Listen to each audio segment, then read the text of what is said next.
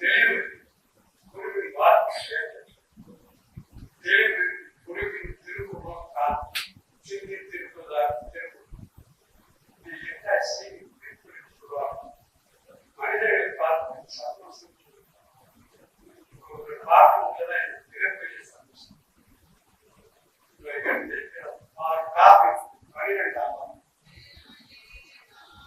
12ஆம் பாவம் என்று சொன்னாலே ரகசிய கணக்கு.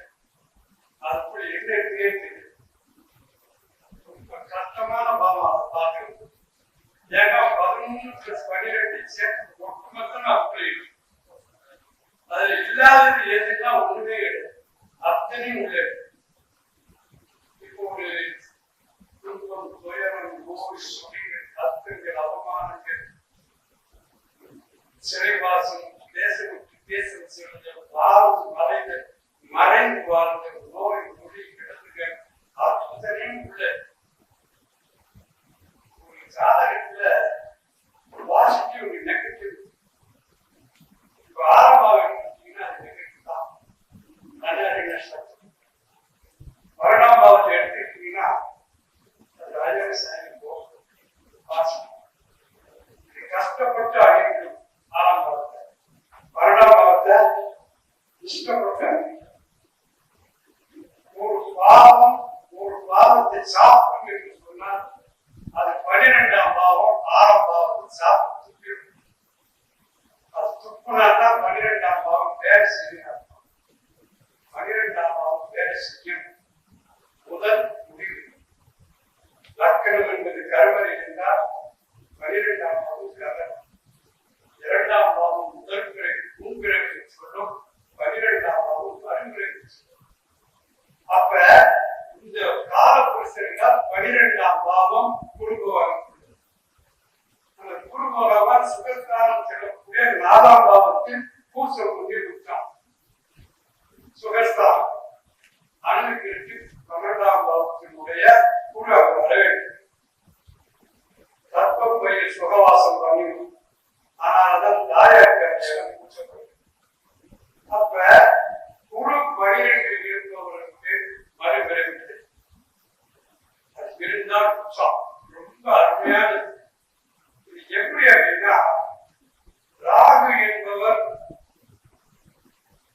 திருப்தி அடையாது.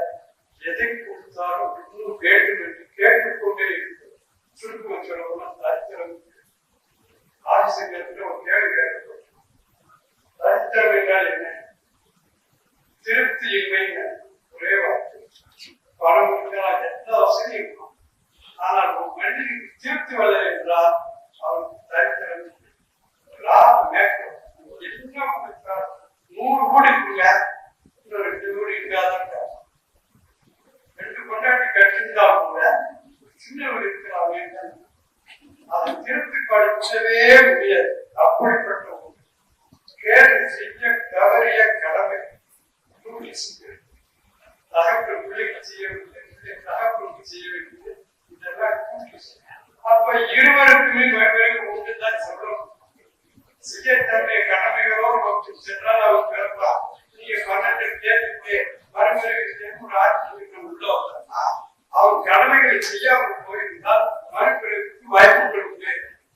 ராகு இருந்தால் சந்தேகமே இல்லை. சுத்தமா சொல்லிருந்தா எல்லாத்தையும் செஞ்சு ஆசையோடு நிராசையா போயிருக்கிறார். அவருக்கு மறுபிறகு இப்ப இந்த 12ஆம் இடத்தை பார்க்கும் 2 காசு. ஒன்று விளைவு, இன்னொன்று மறைவு. மறைவு என்பது என்ன? மறைந்துவார். அது பரதேச யோகம் சொல்றார். இந்த காலத்துல 12ஆம் பாவத்தை தான் பரதேச யோகம் சொல்றாங்க.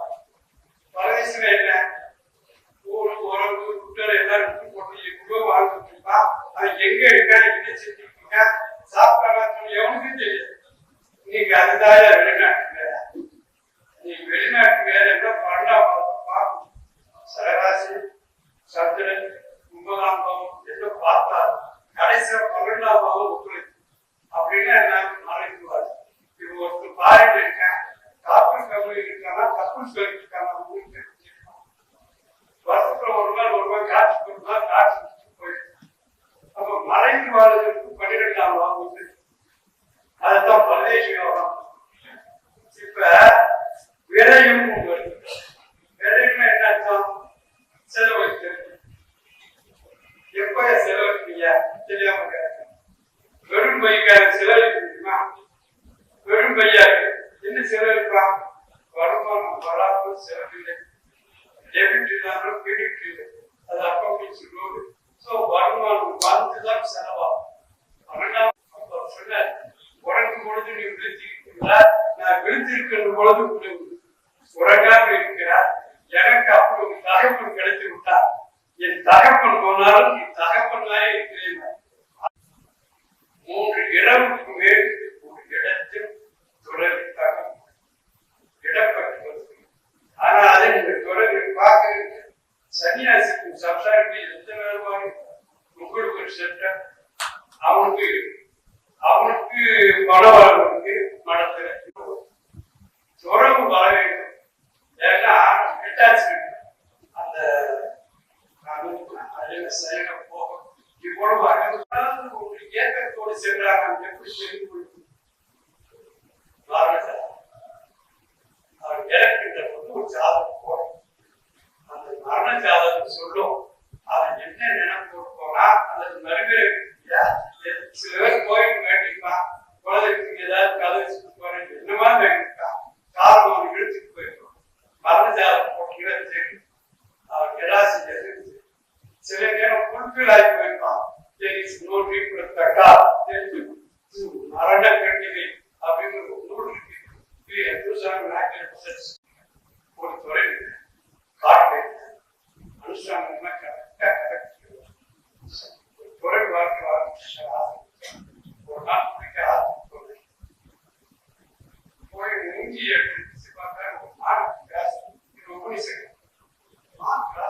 பய உணர்ச்சியோட கிளாஸ் என்ன தெரிவி பார்த்தா ஒரு சிங்கார கரை டாக்டருக்கு போது ஒரு முக்கிய கோர்ஸ் வடக்கு கையில பிடிச்ச பிடிச்சிட்டாக்க அழைச்சி காசு மாவளம் பழங்கள்லாம் போட்டு காலத்துல அனுஷ்டானம் நாட்கள் செல்ல செல்ல இந்த அனுஷ்டானத்தில் இருக்கும்போதே அதை பற்றி என்ன போதும் சாப்பிட்டு அது கஷ்டத்துல விட்டு பரிபூர்ணமாகி இந்த சுக துக்கங்களை அனுபவிச்சு இஸ் ரெடி டு லவ்.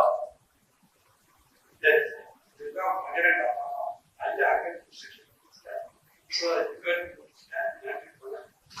வெற்றிலை பிரசனம் ஆன்லைன் வகுப்பு. விருதுநகர் சுதர்ஷன் அஸ்ட்ராலஜி ரெமடிஸ் நடத்தும் வெற்றிலை பிரசனம் ஆன்லைன் வகுப்பு. பயிற்சி கட்டணம் ரூபாய் 2005. பயிற்சி ஆசிரியர் ஸ்ரீல ஸ்ரீ ஜாம்பவான் சுவாமிகள் நடத்துவார்கள். இந்த வெற்றிலை பிரசனம் மூலமாக நம் முன்னோர்களின் குலதெய்வத்தை கண்டுபிடித்தல், கடன் பிரச்சனை, சொத்து பிரச்சனை, மன சங்கடங்கள் தீர்க்கும் வழி, கோர்ட் கேஸ் வழக்கில் இருந்து விடுபட அனைத்து விதமான பிரச்சனைகள் தீர்வதற்கு இந்த வெற்றிலை பிரசனம் மூலம் தெரிந்து கொள்ளலாம். தொடர்புக்கு சுதர்ஷன் அஸ்ட்ராலஜி ரெமடிஸ், இலக்கம் 6/894/5, பேராளி ரோடு, கருப்பசாமி நகர், ரயில்வே காலனி அருகில், Virudhunagar. Cell number 9345031553. GPay number 9952121385.